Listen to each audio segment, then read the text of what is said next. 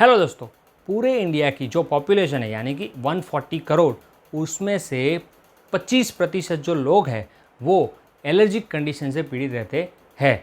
और ये है सीजनल एलर्जी। और जो नॉर्मल एलर्जी रहती है उसमें से करीबन 7 से 8% जो लोग हैं वो नॉर्मल एलर्जी से एवरी ईयर पीड़ित होते हैं। तो आज हम बात करने वाले हैं ऐसी ही एक दवाई के बारे में जो कि सीजनल एलर्जी एवं सारी जो एलर्जी रहती है उसको ठीक करने के लिए इस्तेमाल होती है। जी हाँ दोस्तों, आज हम बात करने वाले हैं फेनिरामाइन टैबलेट के बारे में। आज हम जानेंगे फेनिरामाइन जो टैबलेट है उसके फ़ायदे क्या है, इस टैबलेट के साइड इफ़ेक्ट क्या रहते हैं, फेनिरामाइन जो टैबलेट है उसका सही डोजेज क्या है एवं इस टैबलेट को किन लोगों को कंज्यूम नहीं करना है, और फेनिरामाइन टैबलेट के साथ जुड़े हुए क्वेश्चन एंड आंसर्स। नमस्कार दोस्तों, आप सभी का स्वागत है आपके अपने YouTube channel your pharma friend में।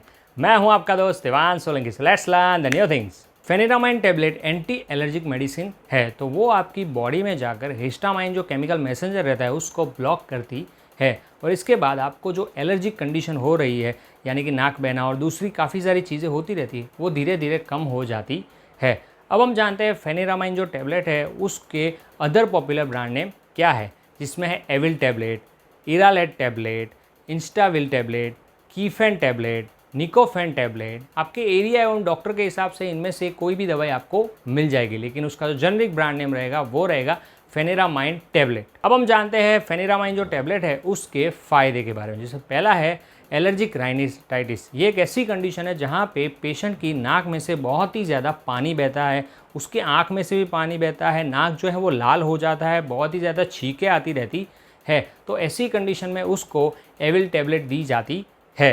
दूसरा है मोशन सिकनेस। ये जो बीमारी है वो ज़्यादातर यात्रा के दौरान यानी कि अगर कोई बंदा ट्रैवल करता है उस समय देखी जाती है।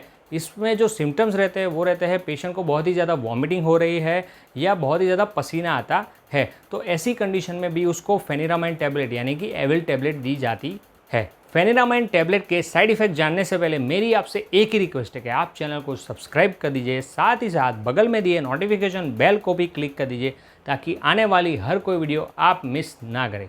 अब हम जानते हैं फेनिरामाइन जो टैबलेट है उसके साइड इफ़ेक्ट के बारे में, जिसमें पेशेंट को बहुत ही ज़्यादा हेलुसिनेशन हो जाता है, उसकी जो हार्ट बीट है वो इरेगुलर हो जाती है, टिनिटस यानी कि कानों में कुछ बज रहा है ऐसा उसको महसूस हो रहा है। दवाई लेने के बाद पेशेंट को बहुत ही ज़्यादा कन्फ्यूजन रहता है, ड्राउजीनेस भी उसको लगता है और नींद ना आने की भी दिक्कत देखी जाती है यानी कि trouble of sleeping.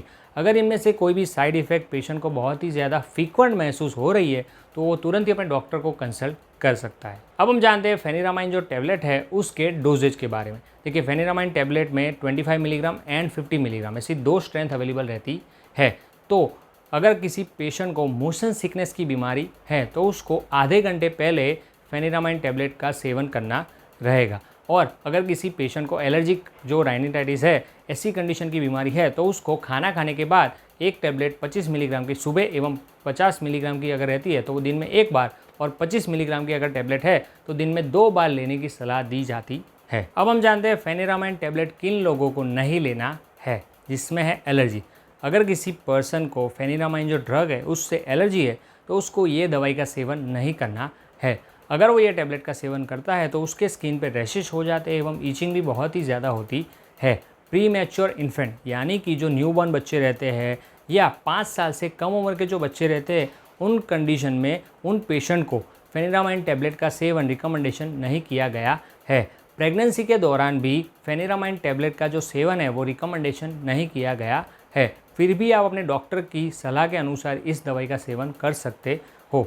Breast feeding महिला जो रहती है उसमें भी फेनिरामाइन टैबलेट का सेवन रिकमेंडेशन नहीं किया गया है। बेनिंजन प्रोस्टेट हाइपरप्लेसिया ये एक ऐसी कंडीशन है जहाँ पे आपकी प्रोस्टेट ग्लैंड बहुत ही ज़्यादा एनलार्ज हो जाती है। अगर आपको ये बीमारी है तो आपको फेनिरामाइन जो टैबलेट है उसका सेवन नहीं करना है। मोनोएमाइन ऑक्सीडेज इनिबिटर यानी कि अगर आप मोनोएमाइन ऑक्सीडेज इनिबिटर वाली जो दवाई है आइसोकार्बोक्साइड वो लेते हो तो भी आपको फेनिरामाइन टैबलेट का सेवन नहीं करना है। फेनिरामाइन टैबलेट का जो प्रिस्क्राइब डोज है यानी कि अगर आपके डॉक्टर ने सुबह शाम एक एक गोली या दिन की एक ही गोली का रिकमेंडेशन किया है तो उससे ज़्यादा इस टैबलेट का सेवन कभी भी ना करें। अगर आप फेनिरामाइन टैबलेट का सेवन करते हो तो आपको बहुत ही ज़्यादा ड्राउजीनेस आती है या नींद आती रहती है। तो आप कोई भी एक्टिविटी ऐसी ना करें जिसकी वजह से आपको दिक्कत महसूस हो, यानी कि आप कोई भी व्हीकल ड्राइव ना करें एवं कोई भी मशीनरी जो है वो ऑपरेट ना करें। अब हम जानते हैं फेनिरामाइन जो टैबलेट है उसके साथ कौन से ड्रग्स इंटरेक्ट होते हैं, जिसमें एटोरफिन, सिप्रोफ्लॉक्सासिन, एजिथ्रोमाइसिन, सिनारिजिन, ब्रोमेक्जिन। अगर आप इनमें से कोई भी टैबलेट का सेवन करते हो तो आप तुरंत ही अपने डॉक्टर को इस बारे में कंसल्ट करें। अब हम जानते हैं फेनिरामाइन जो टैबलेट है उसके साथ कौन से डिसीज़ इंटरेक्ट होते हैं, जिसमें है क्लोज एंगल ग्लूकोमा। अगर किसी पर्सन को क्लोज एंगल ग्लूकोमा यानी कि ग्लूकोमा की बीमारी है या पुरानी कोई हिस्ट्री रह चुकी है तो उन पेशेंट को फेनिरामाइन टैबलेट का सेवन नहीं करना है। अगर वो ये टैबलेट का सेवन करता है तो आँखों में इंट्राऑक्यूलर प्रेशर है बहुत ही ज़्यादा बढ़ जाता है और उसको दिक्कत महसूस हो सकती है। कार्डियोवास्कुलर डिसीज़, अगर किसी पर्सन को हार्ट संबंधित छोटी मोटी बीमारी रह चुकी है या पुरानी कोई हिस्ट्री रह चुकी है कार्डियोवास्कुलर डिसीज़ की, तो उन पेशेंटों को भी फेनिरामाइन टैबलेट का सेवन करने से पहले अपने डॉक्टर को इस बारे में कंसल्ट करना ज़रूरी है। अब हम जानते हैं फेनिरामाइन टैबलेट के क्वेश्चन के बारे में, जिसमें पहला क्वेश्चन है फेनिरामाइन टैबलेट लेने के बाद कितने टाइम में उसका असर दिखना शुरू हो जाता है। देखिए, फेनिरामाइन टैबलेट अगर आप कंज्यूम करते हो तो आधे घंटे के भीतर ही उसका असर दिखना शुरू हो जाता है। दूसरा क्वेश्चन है क्या फेनिरामाइन टैबलेट में कितने लंबे समय तक कंज्यूम कर सकता हूँ। देखिए, फेनिरामाइन जो टैबलेट है उसका जो प्रिस्क्राइब डोजेज है वो आपकी एलर्जिक कंडीशंस के हिसाब से तय किया जाता है। तीसरा क्वेश्चन है क्या फेनिरामाइन टैबलेट यानी कि एविल टैबलेट मैं हर दिन ले सकता हूँ।